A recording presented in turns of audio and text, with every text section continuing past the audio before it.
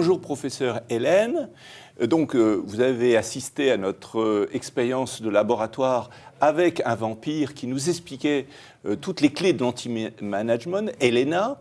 Vous connaissez bien cette personnalité tout à fait intéressante que nous avons reçue.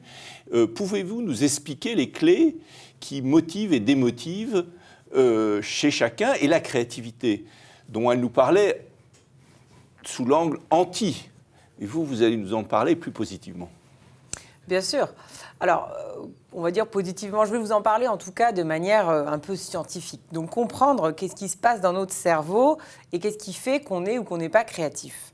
Et pour ça, je pense que c'est important de comprendre d'abord, et c'est ce à quoi je me suis beaucoup intéressée, comment le cerveau fonctionne. Donc, notre cerveau, on sait que c'est 100 milliards de neurones, c'est des milliards de connexions.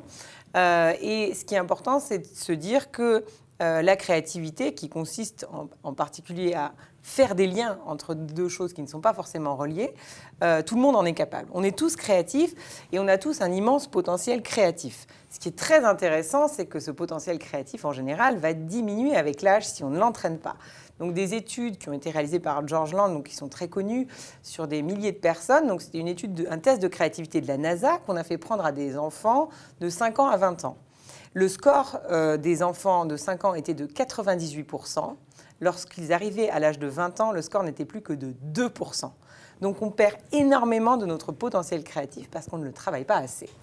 La bonne nouvelle, c'est que... premier mythe sur le cerveau, on n'en utilise que 10%, c'est totalement faux, on en utilise beaucoup plus, on utilise 100% de notre cerveau. Et enfin, deuxième mythe, la dégénérescence programmée, c'est faux parce que...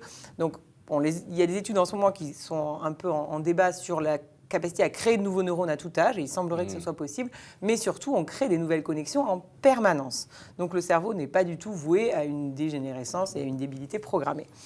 Et évidemment, le cerveau, c'est comme tout muscle, ça se travaille. Et donc, pour la créativité, effectivement, la neuroplasticité a montré qu'on pouvait devenir créatif, on pouvait devenir plus créatif.